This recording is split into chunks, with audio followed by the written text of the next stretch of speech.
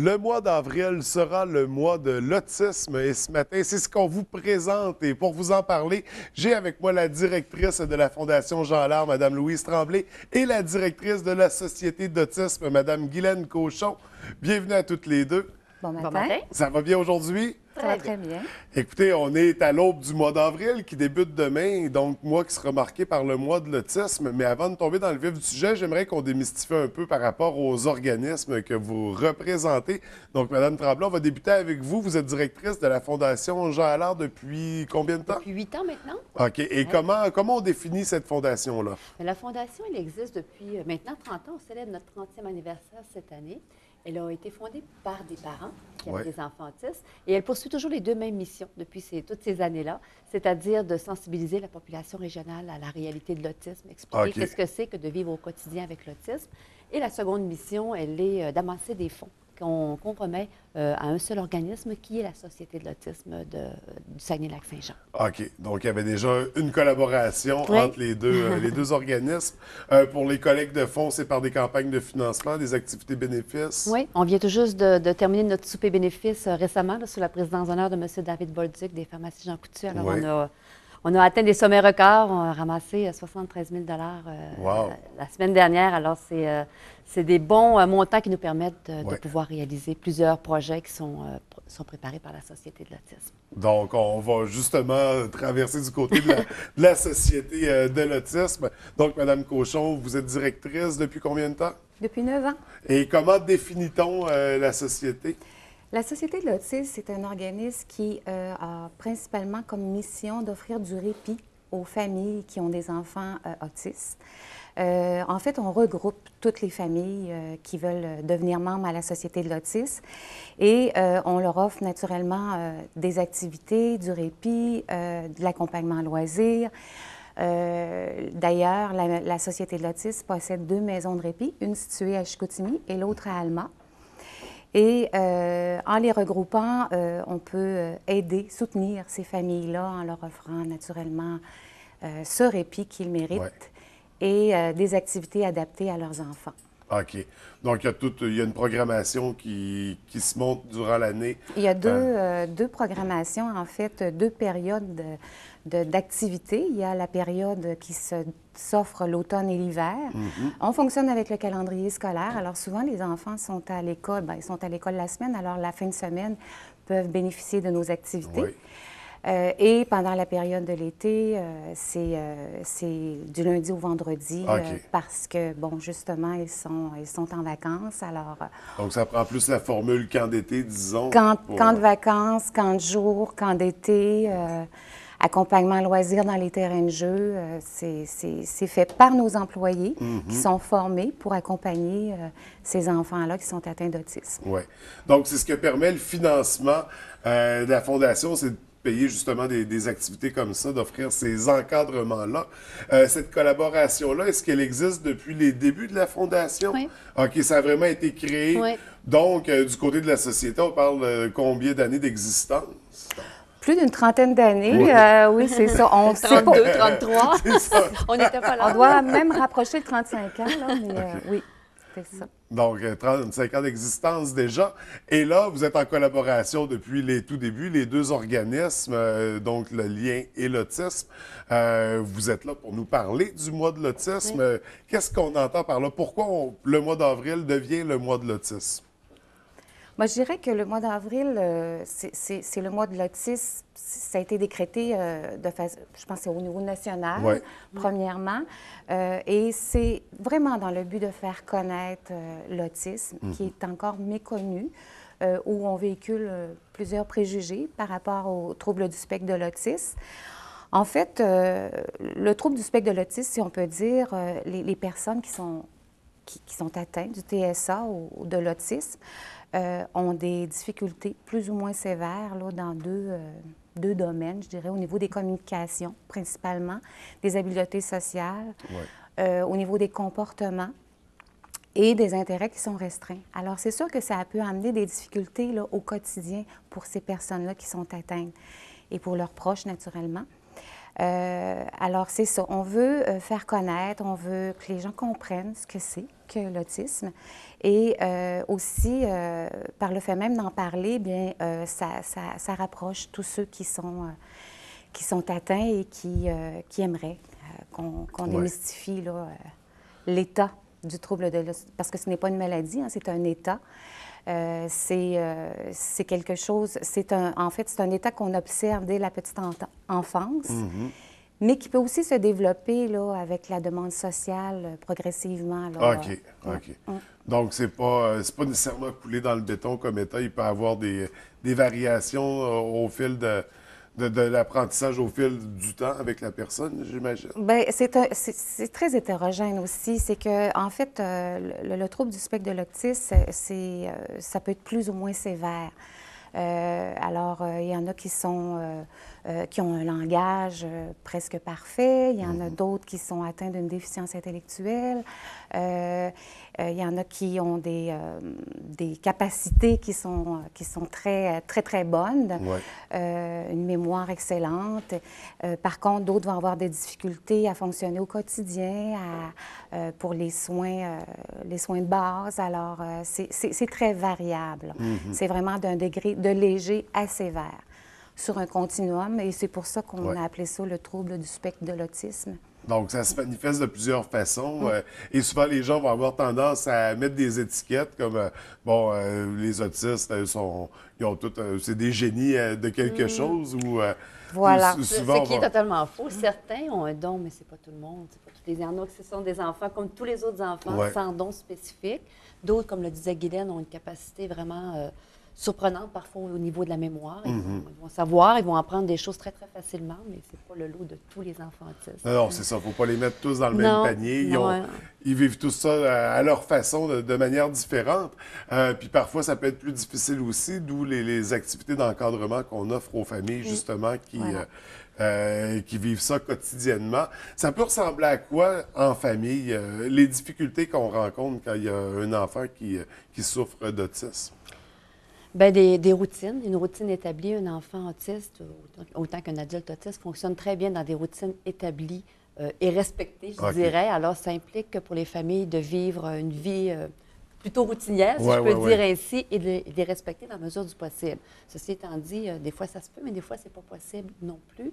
Et souvent, les enfants autistes vont vivre une grande désorganisation quand leur routine est défaite et désorganisée. Et les familles vont souvent nous dire qu'ils sont qualifiés comme des parents, des mauvais parents. Les enfants sont mal élevés parce qu'ils vont faire une crise à l'épicerie, au centre d'achat, une crise de cris, de pleurs. Alors ça, c'est un préjugé qui est très, très tenace auprès de nos familles. On représente 175 familles à peu près, nos deux organismes ensemble. Et les familles ont à vivre au quotidien avec ce préjugé-là, souvent autour d'eux. Donc, et là, on parle d'autisme chez l'enfance. Une fois adulte, comment ça se manifeste? Comment on vit avec ça? Est-ce que ces gens-là ont encore besoin d'encadrement ou c'est du cas par cas? Il y en a qui sont autonomes, qui peuvent vivre en appartement, avoir un emploi. Comment ça se présente rendu à ce niveau-là? C'est différent. C'est différent d'une personne à l'autre, comme on disait, étant donné que le degré d'autisme est de léger à sévère.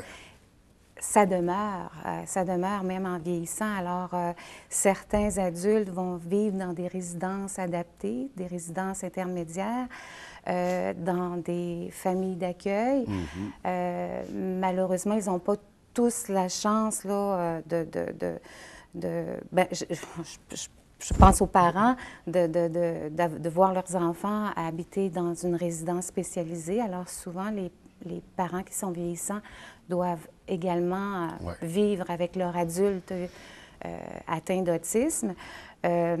Pour ceux... de travail, d'ailleurs, à faire au niveau de la clientèle adulte. Il y a beaucoup de travail qui s'est fait au fil des ans pour détecter l'autisme dès l'enfance, offrir des services. Mais quand arrive 21 ans, la fréquentation scolaire cesse. Et souvent, les parents sont rendus à une cinquantaine d'années passées, se retrouvent avec un jeune adulte qui doit demeurer à la maison. Il y a des offres d'ateliers spécialisés par le centre de réadaptation, mais qui ne répondent pas nécessairement à du 5 jours semaine. Alors, il y a du travail à faire beaucoup au niveau régional, mais aussi au niveau provincial pour offrir des services à la clientèle adulte et aux familles qui sont vieillissantes, qui se retrouvent souvent avec un adulte qui pourra pas demeurer seul à la maison. Ouais. Certains vivent en appartement, mais d'autres n'ont pas cette capacité-là au niveau de l'autonomie pour le faire.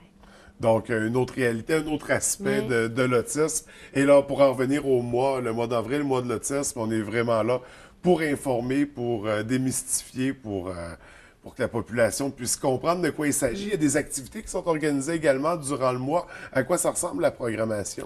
Je peux vous parler tout de suite d'une activité qui va avoir lieu demain, le 1er avril, au Montagnet. Il y a une conférence, grand public d'ailleurs, sur l'autisme, comment intervenir auprès des personnes avec un TSA.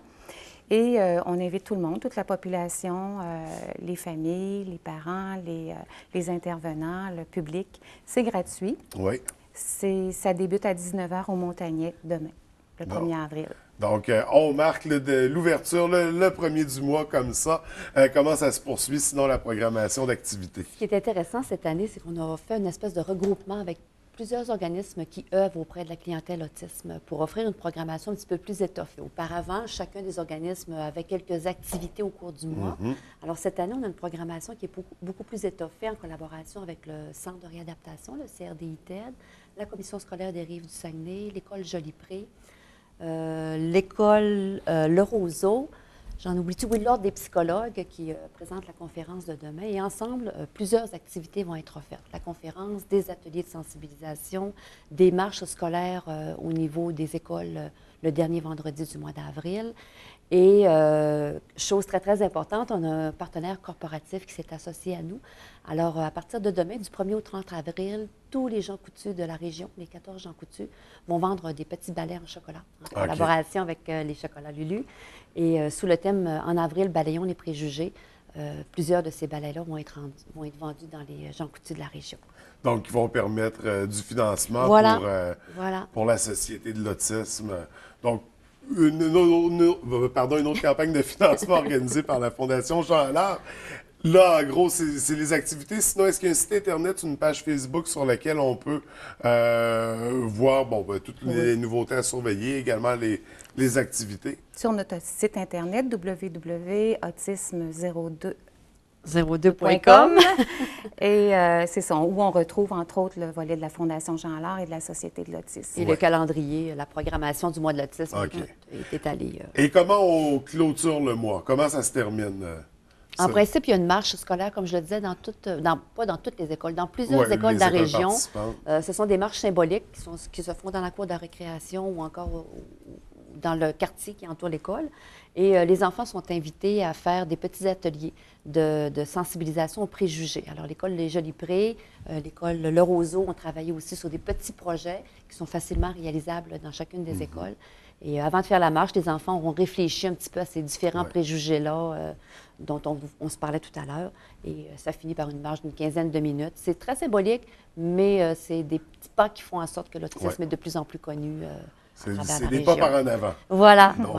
Et c'est ce qui est le plus important. Donc, on souligne le mois d'avril, le mois de l'autisme avec la population. Sinon, après, pour la suite, le prochain projet à surveiller pour la Fondation? Prochain projet, on a trois projets qui s'en viennent, des plus gros projets. Alors, on a 2 tournois de golf qui s'en viennent en juin. Et au mois de juillet, on fait le Tour du lac pour la santé au profit de l'autisme. Alors, un Tour du lac sur 3 jours qui s'adresse à une clientèle cycliste qui n'est pas nécessairement très expérimenté pour ce type de tour-là. Alors, c'est un tour très intéressant, adapté aux capacités plus réduites, si je peux dire, de certains cyclistes. Voilà, on le fait pour la cause. C'est en plein ça. Je veux juste rappeler en terminant, le 2 avril, c'est la Journée internationale de l'autisme. Et on invite la population à s'habiller en bleu, à s'illuminer ou à décorer en bleu et de nous envoyer des photos sur le site Internet qui vont être publiées. J'ai oublié de poser une question. Il y a un regroupement qui s'est créé avec des organismes. C'est quoi exactement? Est-ce que vous pouvez m'expliquer?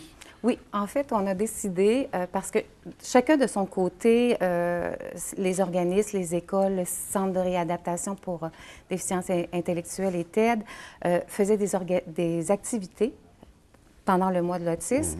Et on s'est dit, bien, pour que notre voix se porte encore plus loin, ce serait intéressant qu'on se regroupe et qu'on parle ensemble de nos activités du mois de l'autisme. Et c'est la première année cette année. Là, on a organisé une conférence de presse, d'ailleurs, la semaine dernière, il y a 2 semaines, pour lancer nos activités. Alors, on espère que ce regroupement-là va continuer et va faire en sorte que les gens vont entendre de plus en plus parler de l'autisme dans le mois d'avril. Donc, une belle nouveauté pour cette année. Oui. Longue vie au regroupement. En effet, on espère que ça se poursuive pour les prochaines années. Écoutez, c'est tout le temps qu'on avait, malheureusement. Je vous remercie à toutes les deux d'avoir pris le temps de nous présenter le mois. On vous souhaite beaucoup de succès. On invite la population à participer, à assister à diffuser l'information, entre autres par la page Facebook. Et nous, on se reverra prochainement pour parler plus en détail des organismes ou le prochain mois de l'autisme. Merci beaucoup. Avec plaisir. Merci. Merci. Au revoir.